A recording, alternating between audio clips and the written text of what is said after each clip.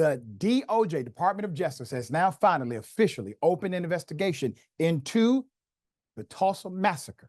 We have been studying, going over this, reporting from day one. Here's what happened during that time as a reminder.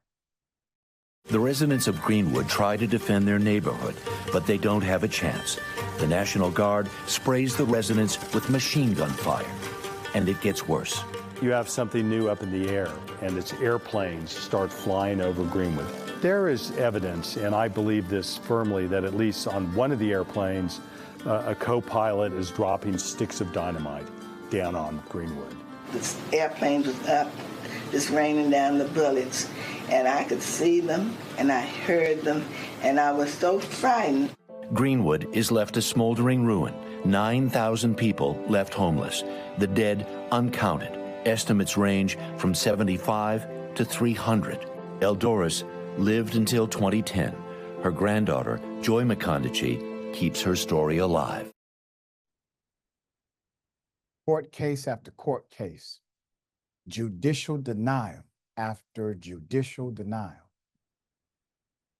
Insurance companies were so heartless that literally in the insurance fine print, if your establishment was destroyed because of a race riot,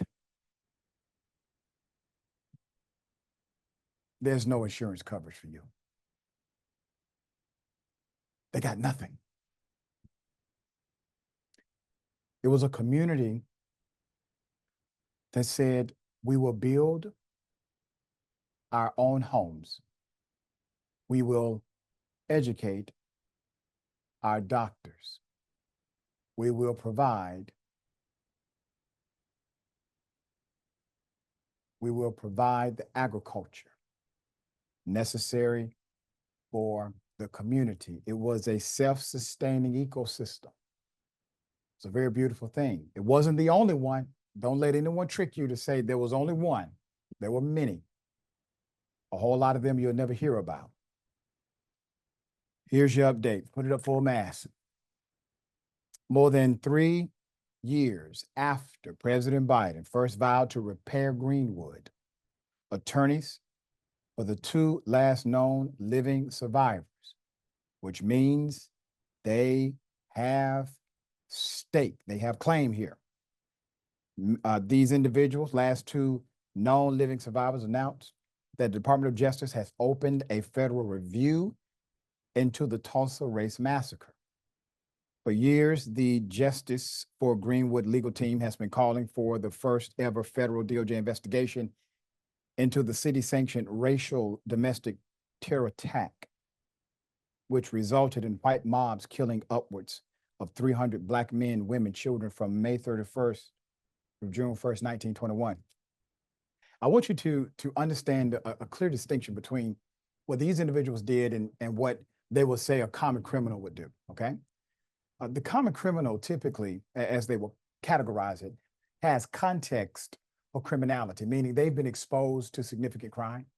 They have been raised around an atmosphere conducive to survival methodology.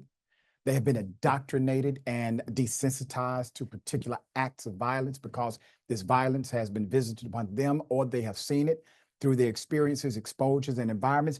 But many of these individuals did not have that particular pretext, but all of them turned into murderers that day. They went to Bible study. They taught classes. They were pilots. They were lawyers. They were police officers. All of them turned to murderers in one day. You got to understand that's a different type of psychology. For years, the Justice Department, the Justice for Greenwood legal team,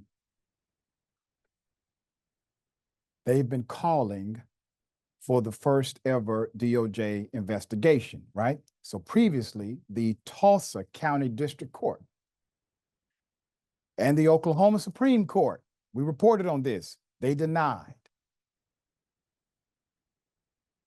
110-year-old Viola Ford Fletcher, 100 and 109-year-old Leslie Benningfield Randall, the opportunity for a trial. No trial here. Leading attorney Solomon-Simmons to reiterate calls to the Biden administration to open an investigation. Civil rights attorney Damario Solomon-Simmons said during a press conference on Monday, quote, "I'm so excited to announce that this morning, Assistant Attorney General for Civil Rights Kristen Clark announced that the United States federal government Department of Justice will open a review and evaluation of the 1921 Tulsa Race Massacre. We also met with Vice President Kamala Harris, who's now running for president. We met with her in DC. She said she stood with the survivors, and today the Biden-Harris administration is standing with the survivors, and we're thankful for that. He said the DOJ officials would be reviewing evidence and testimonies over the coming weeks with the goal of releasing a report on Tulsa by the end of the year. It's the first step in a process under the Emmett Till Unsolved Civil Rights Crimes Act passed in 2008. The law gives the Department of Justice and the FBI the authority to jointly investigate unconstitutional crimes that took place before 1979, okay?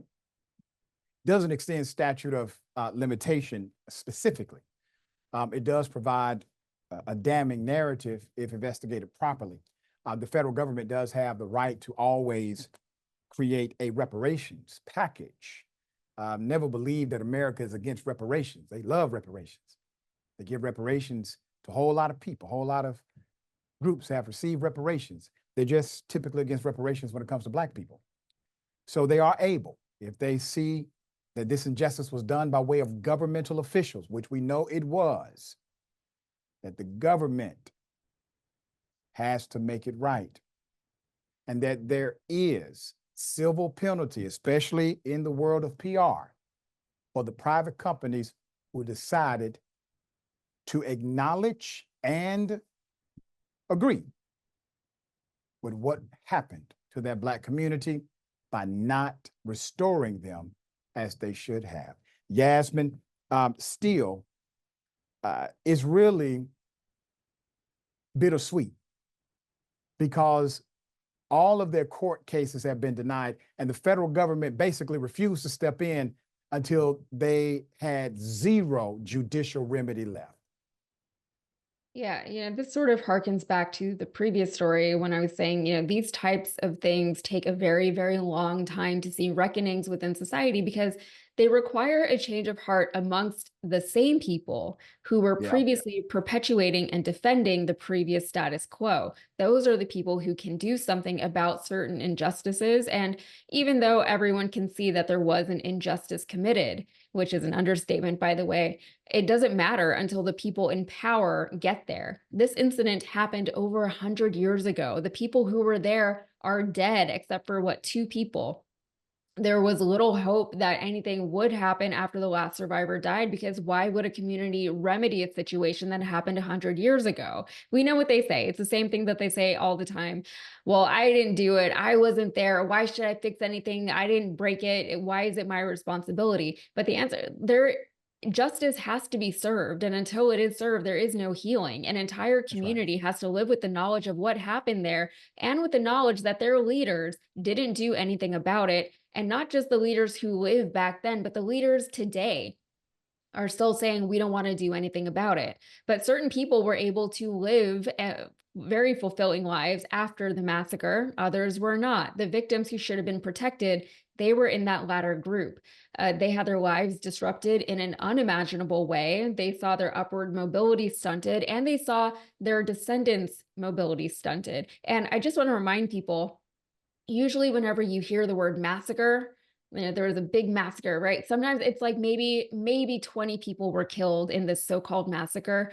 Over 300 people were killed in this Tulsa massacre. That is insane. It's hard to wrap your head around. These people, this community deserves justice even 100 years later, and they deserve to move on from this, and they need to. Yeah, and they did this. It wasn't only envy. It was also because they wanted that land. Yeah. They wanted their property. And that was a big motivating factor. We're going to bring you updates as this develops.